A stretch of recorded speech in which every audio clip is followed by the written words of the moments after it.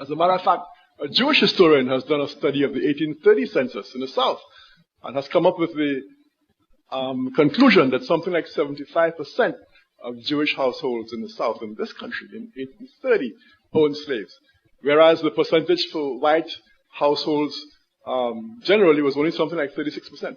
So the Jews were approximately twice as likely as non-Jews, as the white population, to own slaves in this country, in the South, in 1830. So again, we're talking here about, proportions rather than absolute figures. Some of the most important slave ship owners in colonial America were Jews. Perhaps the best known of these is a man called Aaron Lopez. I noticed that many of these persons had Spanish or Portuguese-sounding last names, and that's because they were Sephardic Jews.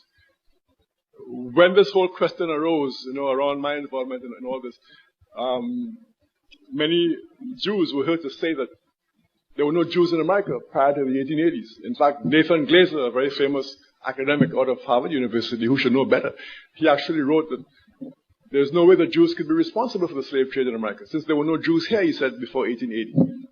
Of course, there were European Jews here in the 19th century before 1880, German Jews and so on. But there were Sephardic Jews here from the very beginning. From the 17th century, there were Sephardic Jews coming in here to New York and later to other places.